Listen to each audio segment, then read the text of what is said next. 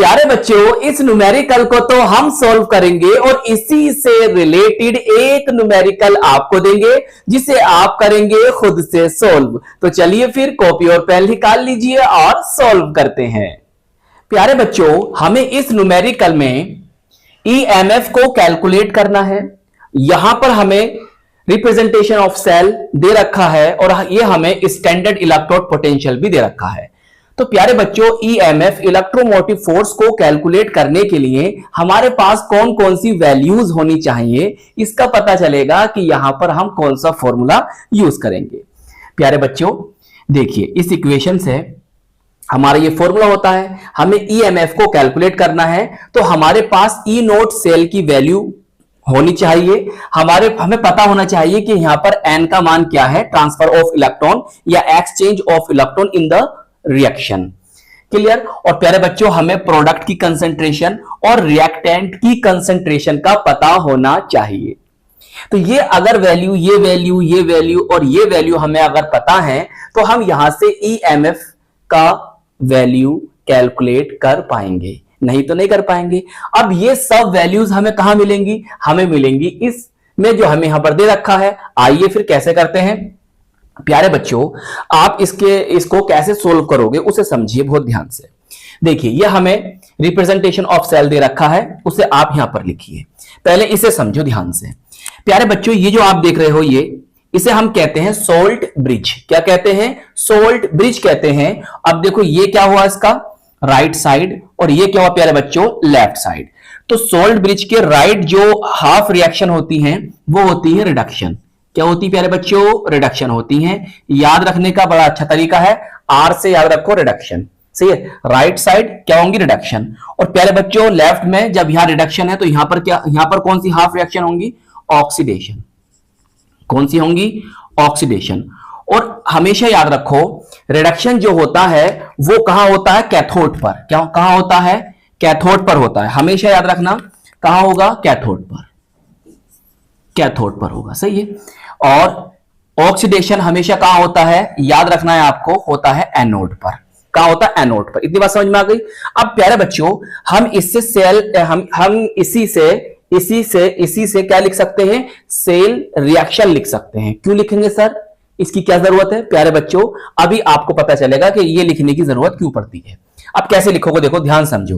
देखो, ये और यहां पर ये जो स्टार्टिंग वाले हैं, ये वाला, ये हमारे होंगे रिएक्टेंट। सही। क्या होते हैं? रिएक्टेंट। लिखिए जरा ध्यान से। यहां लिख दूं SN, सोलिड स्टेट में है, प्लस कौन? H positive. सही। इसकी कंसंट्रेशन हमें दे रखी है, लिखना चाहो 0.01 m लिख सकते हो, या फिर प्यारे बच्चों on the place it you can write AQ बोले तो एक्वस। ओके। और प्यारे मेरे बच्चों, इन दिस साइड होंगे प्रोडक्ट। तो ये वाले जो है हमारे, ये सेकंड वन, ये क्या हमारे प्रोडक्ट है। तो SN2 पॉजिटिव, इसकी कंसंट्रेशन हमें दे रखी 0.01 m। क्लियर। चाहे AQ भी लिख सकते हो, नो प्रॉब्लम। प्लस और ये हमारे पास H2 दे रखा है in the form of gas. अब देखिए, यहां पर आपको पहचानना है किसमें ऑक्सीडेशन हो रहा है, किसमें रिडक्शन हो रहा है। देखो, अगर ऑक्सीडेशन नंबर इंक्रीज हो तो वहां पर होता है ऑक्सीडेशन, और जहां पर ऑक्सीडेशन नंबर या ऑक्सीडेशन स्टेट डिक्रीज होती है वहां पर होता है रिडक्शन। या ऐसा भी कह सकते हो, जहां पर पॉजिटिव चार्ज इंक्रीज हो रहे हैं वहां पर होगा ऑक्सीडेशन, और जहां पर पॉजिटिव चार्ज डिक्रीज हो रहे हैं वहां होगा रिडक्शन। आइए समझाते हैं आपको। प्यारे बच्चों, यहां पर कोई चार्ज नहीं है, और देखो यहां से आप क्या देख रहे हो? चार्ज इंक्रीज हो रहे हैं, तो इसका मतलब यहां पर क्या हो रहा है? ऑक्सीडेशन। ओके। यहां प्लस चार्ज है, यहां पर कोई चार्ज नहीं है, चार्ज डिक्रीज हो रहे हैं, तो यहां पर क्या हो रहा है? रिडक्शन। भाई, किसी भी एटम पर जो चार्ज होते हैं वही क्या होता है? उसकी ऑक्सीडेशन स्टेट या ऑक्सीडेशन नंबर होती है। प्यारे बच्चों, जरा रिएक्शन को बैलेंस तो करो। देखो, यहां पर हाइड्रोजन 2 है, लेकिन यहां पर हाइड्रोजन तो 1 है, तो यहां पर हम 2 लगा देंगे। अब ध्यान से समझो, यहां पर SN ने 2 इलेक्ट्रॉनों को क्या करा है? डोनेट किया है, जब भी तो SN2 पॉजिटिव बना।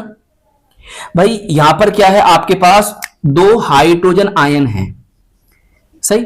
और इन दोनों हाइड्रोजन आयन ने इन इलेक्ट्रॉन को लिया, जब ये तो हाइड्रोजन बना। तो कहने का मतलब ये है कि इस पूरी रिएक्शन में जो इलेक्ट्रॉनों का ट्रांसफर हो रहा है, जो इलेक्ट्रॉन्स का ट्रांसफर हो रहा है, वो क्या हो रहा है, 2 इलेक्ट्रॉन का। तो n इज इक्वल टू 2। तो यहां पर जो n की वैल्यू कितनी होगी, 2 होगी। चलिए प्यारे बच्चों, तो हमें एक वैल्यू तो पता चल गई। अब हम ई नोट सेल की वैल्यू कैसे निकालेंगे? देखो, ये फॉर्मूला होता हमारा E note cell standard state में EMF equal to E note cathode minus E note anode.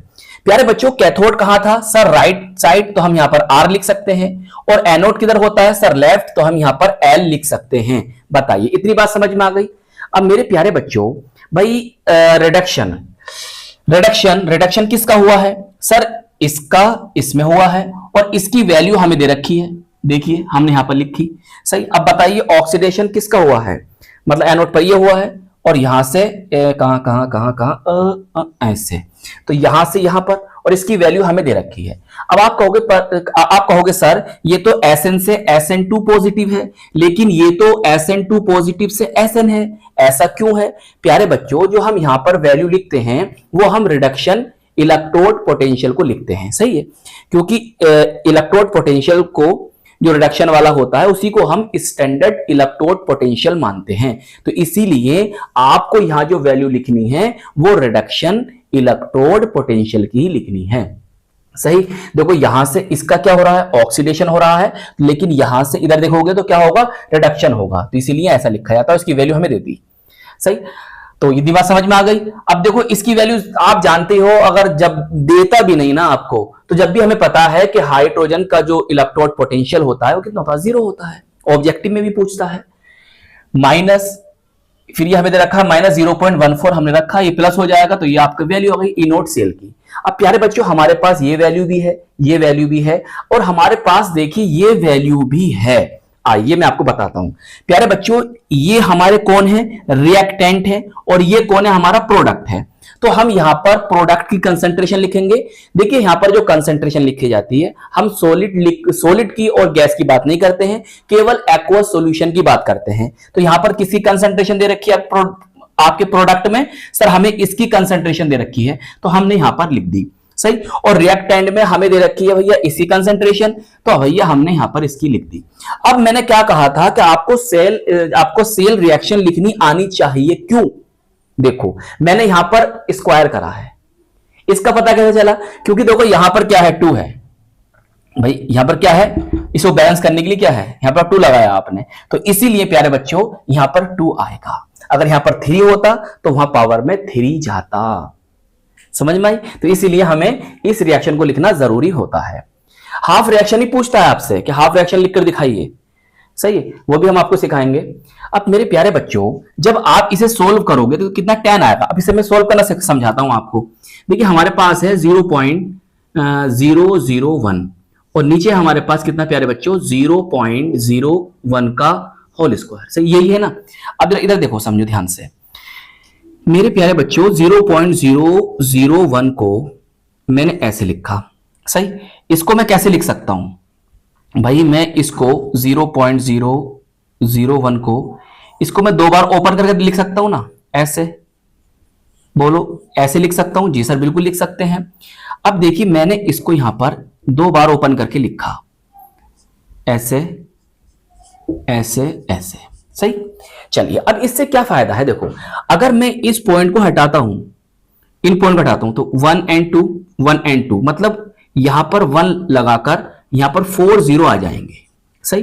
अब ये पॉइंट यहां से हट गए, केवल ये बचा। इसी तरह से 1 1 1 ही होती है, 1 की मल्टीप्लाई 1 ही होती है प्यारे बच्चों। अगर मैं इसको हटाऊंगा तो 1 2 3, तो 1 लगाइए, यहां पर क्या हो जाएंगे, यहां पर क्या हो जाएंगे प्यारे बच्चों, 3 0 आ जाएंगे। सही। बोलो, इतनी बात समझ में आ गई? अब देखो इससे ये कैंसिल, क्या बचा आपके पास, 10 बचा, तो यहां 10 लिख दिया। अब देखो log 10 की वैल्यू आपको लिखकर देता है या नहीं देता, हमें पता है log 10 की वैल्यू कितनी होती है, 1 होती है। और log 1 की वैल्यू कितनी होती है, मुझे बताना आप। इसकी वैल्यू प्यारे बच्चों 1 हो गई। अब देखिए आप इसको 2 से जब डिवाइड करोगे कितना आ जाएगा, 0.0295 आ जाएगा। इसको आप यहां से लेस कर दीजिएगा, आपका ईएमएफ आ जाएगा कितना, 0.1105 वोल्ट। सही है। चलिए नोट कीजिए, तो प्यारे बच्चों, इस न्यूमेरिकल को आप करेंगे खुद से सोल्व। आई होप ये न्यूमेरिकल आपको बहुत अच्छी तरह से समझ में आ गया होगा। तो प्यारे बच्चों, अपना ख्याल रखिएगा, खूब मेहनत से पढ़ाई करते रहिएगा। हम मिलेंगे आपको इसकी नेक्स्ट वीडियो में। जय हिंद, जय भारत।